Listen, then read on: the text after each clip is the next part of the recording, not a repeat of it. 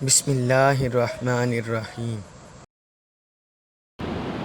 اللہ رب العزت نے قرآن میں کئی مقامات پر اپنے حبیب کے ساتھیوں کے درمیان تعلق، محبت، قربت کا ذکر کیا ہے۔ یہ سورۃ الفتح کی آخری آیت مبارکہ، اس میں اللہ رب العزت نے فرمایا محمد الرسول اللہ صلی اللہ علیہ وسلم، محمد اللہ کے رسول ہے۔ والذین معہ، اور جو ان کے ساتھ ہیں، سارے صحابہ، فرمایا جو بھی ان کے ساتھ ہیں، اشداء علی الکفار، یہ کفار پر سخت ہیں، کفار پر سخت ہیں، جو اسلام دشمن طاقتیں ہیں، اسلام دشمن عناصر ہیں، ان پر سخت ہے، ان کے خلاف سخت ہے۔ اور آگے ان کے تعلق کو، آپس میں قربت کو بیان کیا، رحماء بینہم، کہ آپس میں رحم دل ہیں، آپس میں نرم دل ہیں، آپس میں محبت کرنے والے ہیں، اتفاق سے، اتحاد سے، یگانگت سے رہنے والے ہیں۔ تو اللہ تعالیٰ نے سارے صحابہ کے تعلق کو رحماء بینہم کہہ کر ذکر کیا۔ اور پھر ایک مقام پر اللہ تعالیٰ نے فرمایا وَأَمْرُهُمْ شُورَىٰ بَيْنَهُمْ، فرمایا ان کا آپس میں معاملہ باہمی مشاورت سے طے پاتا ہے، یہ باہمی مشاورت سے چلتے ہیں، باہمی مشاورت سے آگے بڑھتے ہیں اور اپنے معاملات حل کرتے ہیں۔ آپ دیکھیں غزوہ بدر کے موقع پر حضور صلی اللہ علیہ وسلم نے سارے صحابہ سے مشاورت لی، مشورہ کیا۔ غزوہ احد کے موقع پر آقا نے سارے صحابہ سے مشورہ کیا۔ غزوہ خیبر کے موقع پر، غزوہ احزاب کے موقع پر حضور نے مشورہ لیا۔ صلح حدیبیہ کے موقع پر آقا علیہ السلام نے مشورہ لیا۔ اور یہی ایک نہج البلاغہ اہل تشیع کی بڑی مشہور کتاب ہے۔ ہمارے ہاں وہ اتھینٹک نہیں ہے، ہم اسے مستند نہیں گردانتے۔ امام ذہبی نے لکھا ہے، حافظ ابن حجر اسقلانی نے لکھا ہے کہ اس میں بہت سے واقعات من گھڑت ہیں۔ امیر المؤمنین حضرت مولا علی المرتضیٰ شیر خدا رضی اللہ عنہ وعلیہ السلام، ان کے خطبات کا مجموعہ ہے، ان کی حکمتوں کا مجموعہ ہے، لیکن اس کے باوجود بہت سی من گھڑت اور بے سروپا باتیں اس میں درج ہیں۔ اور یہ کب لکھی گئی؟ یہ 4 صدی ہجری میں کتاب لکھی گئی، نہج البلاغہ۔ امام ذہبی کے مطابق اور بعض ائمہ کے، حافظ ابن حجر اسقلانی اور بعض دیگر ائمہ کے مطابق اس کے لکھنے والے علامہ شریف مرتضیٰ تھے۔ علامہ شریف مرتضیٰ، علی بن حسین جن کا نام تھا، انہوں نے لکھی۔ اور بعض کہتے ہیں کہ ان کے بھائی علامہ شریف رضی نے لکھی، علامہ شریف رضی نے لکھی۔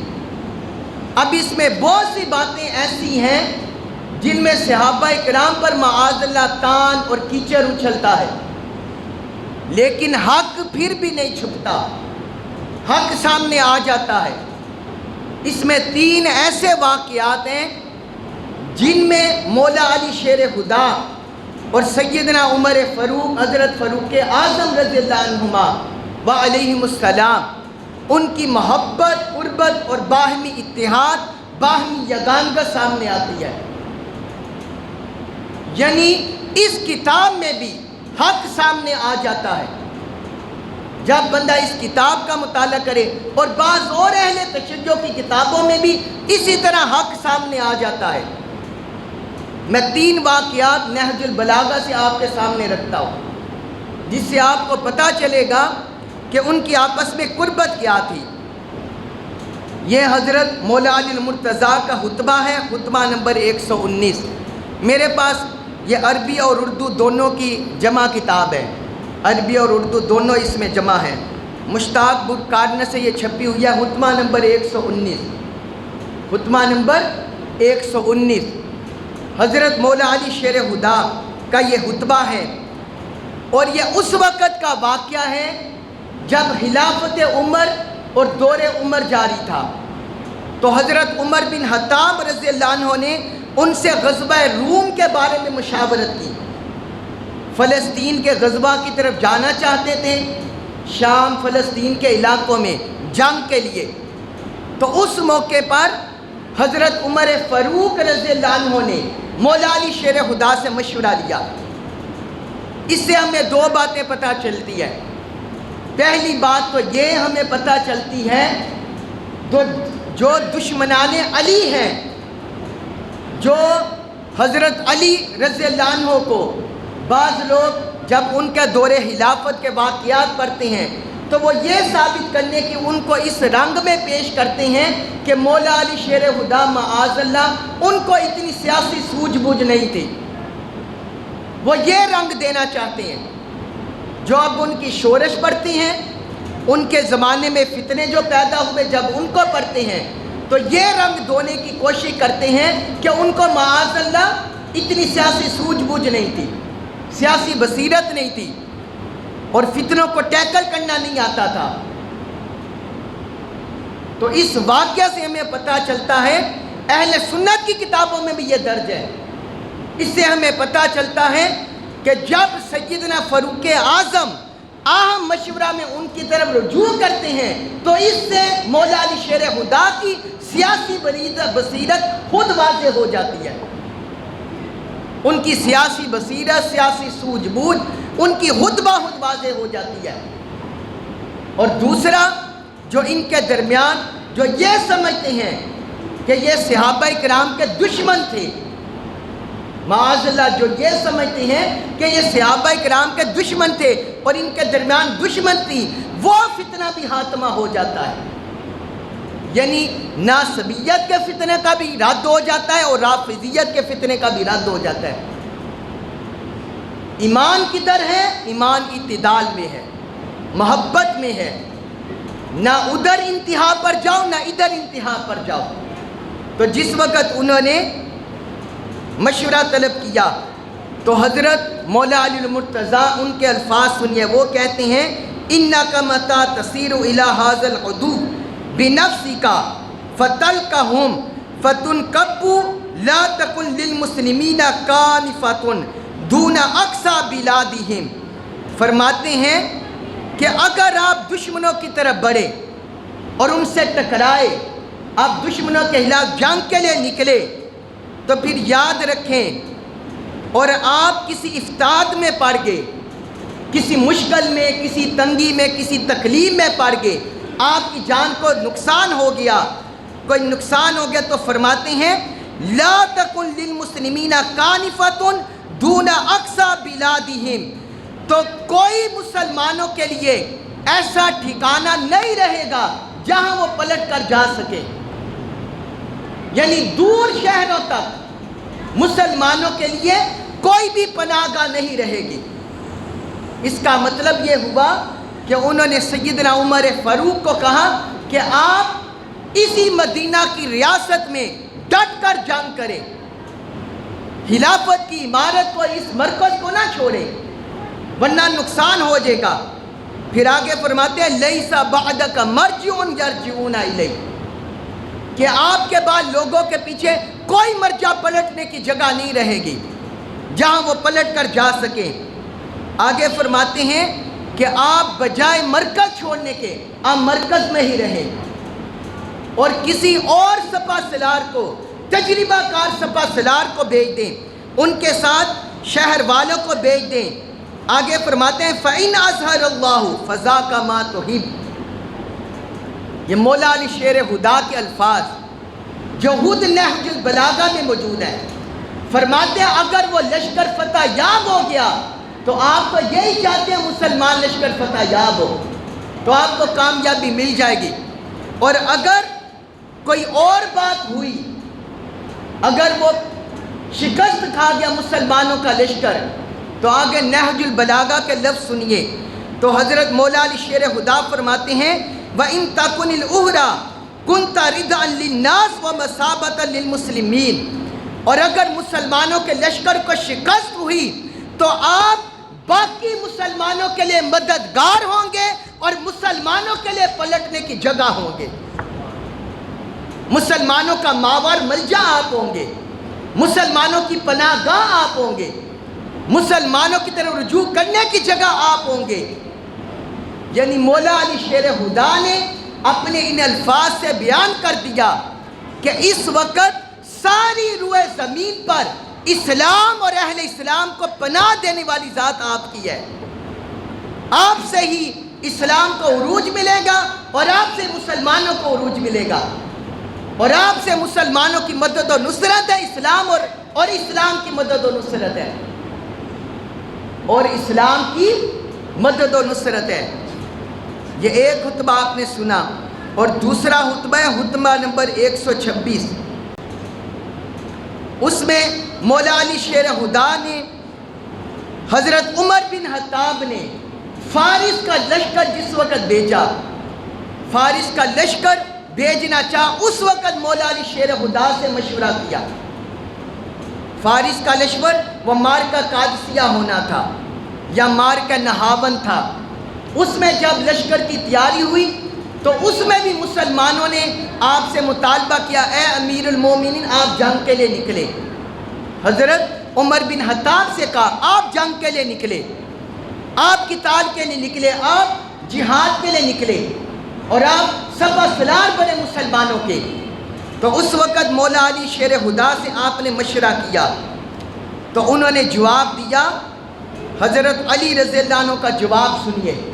انہوں نے فرمایا وَمَكَانُ الْقَيِّمْ بِالْعَمْرِ مَكَانُ النِّظَامِ مِنَ الْحَرْزِ، فرماتے ہیں کہ امور سلطنت میں، امور سلطنت میں، حکومت میں کسی حاکم کی وہی حیثیت ہوتی ہے جو تسبیح کے دانوں میں ڈوری کی حیثیت ہوتی ہے، جو تسبیح کے دانوں میں ڈوری کی حیثیت ہوتی ہے۔ پھر آگے کہتے ہیں یجمعہ و یدمہ، وہ ان کو جمع رکھتا ہے اور ملا کر رکھتا ہے، وہ ان کو جمع رکھتا ہے ملا کر رکھتا ہے۔ فَإِذَا انْقَطَعَ النِّظَامُ تَفَرَّقَ وَذَهَبَ، اگر وہ ڈوری ٹوٹ جائے تو سارے دانے بکھر جاتے ہیں اور سارے دانے ادھر ادھر چلے جاتے ہیں۔ پھر کہتے ہیں ثُمَّ لَمْ يَجْتَمِعْ بِحَذَافِرِهِ أَبَدًا وَالْعَرَبُ الْيَوْمَ وَإِنْ كَانُوا قَلِيلًا فَهُمْ كَثِيرُونَ بِالْإِسْلَامِ عَزِيرُونَ بِالْاجْتِمَاعِ، کہتے ہیں آج عرب والے اگرچہ گنتی میں کم ہیں مگر اسلام کی وجہ سے بہت ہیں، اور اتحاد و باہمی کے سبب سے فتح و غلبہ پانے والے ہیں۔ پھر آگے فرماتے ہیں فَكُنْ قُطْبًا وَاسْتَدِرِ الرِّحَا بِالْعَرَبِ وَذَاتِ وَأَصْلِهِمْ، وہ کہتے ہیں کہ اے عمر بن خطاب تم اپنے مقام پر جم کر رہو۔ وہ جو ہم کتب کا لفظ نہیں استعمال کرتے، اولیاء اللہ کی اصطلاح میں کتب الاکتاب اور کتب الاولیاء ہم بولتے ہیں، یہی لفظ مولا علی شیر خدا نے سیدنا عمر کے لیے بولا۔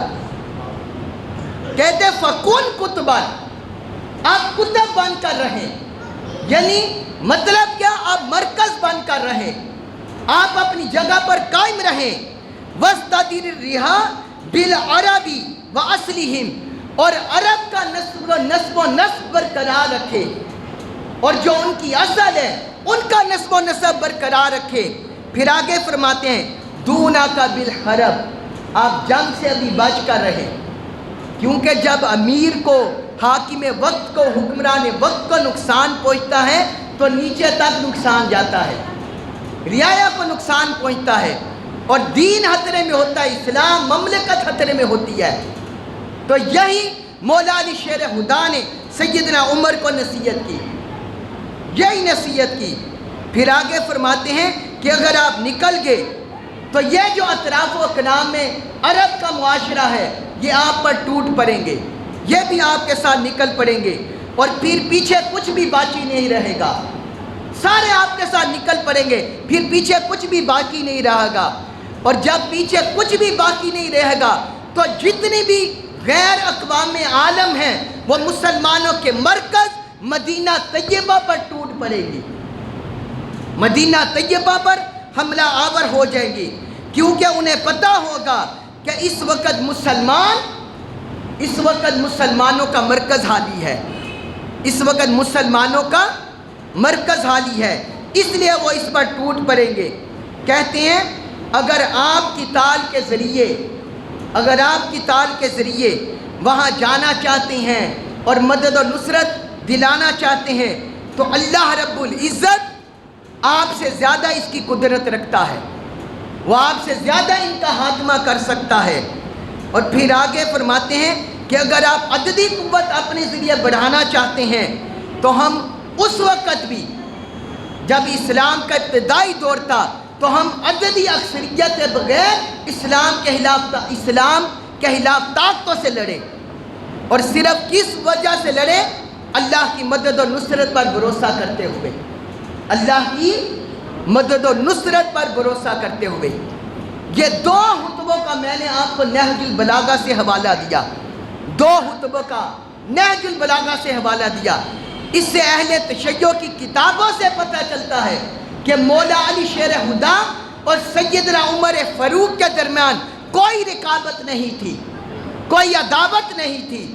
یہ ان کی کتابیں واضح طور پر بتا رہی ہیں۔ اگر کوئی بندہ اپنی کج فہمی سے، تعصب سے، اناد سے، بغض سے اگر کوئی ان کا ٹیر معنی نکالتا ہے تو اس کا بوجھ اسی کے اوپر ہے، اس کا بوجھ اسی کے اوپر ہے۔ اگر مولا علی شیر خدا انہیں اپنا دشمن جانتے یا معاذ اللہ حضرت فاروق اعظم انہیں اپنا دشمن سمجھتے، کیا ان سے مشورہ کرتے؟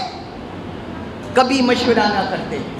اور کبھی مولا علی شیر خدا اسلام کی مرکزیت کو، ایمان کی مرکزیت کو اور سیدنا عمر فاروق کو فکن کتبن کہہ کر بیان نہ کرتے، اور کہتے کہ آپ کے مرکز کی میں یہی حیثیت ہے جس طرح تسبیح کے تانوں میں ڈوری کی حیثیت ہوتی ہے۔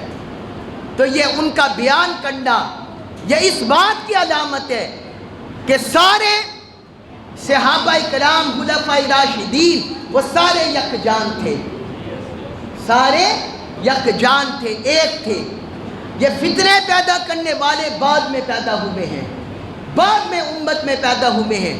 آقا علیہ الصلوۃ والسلام نے سیدنا مولا علی شیر خدا سے فرمایا کہ اے علی تمہاری وجہ سے میری امت کے دو گروہ ہلاک ہوں گے، دو گروہ ہلاک ہوں گے۔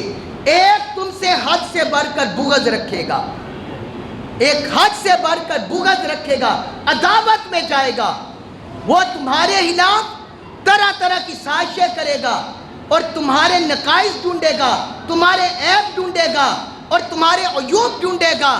اور فرمایا دوسرا طبقہ جو میری امت میں تمہاری وجہ سے ہلاک ہوگا وہ محبت میں افراط کرنے والا ہوگا، وہ محبت میں افراط کرنے والا ہوگا۔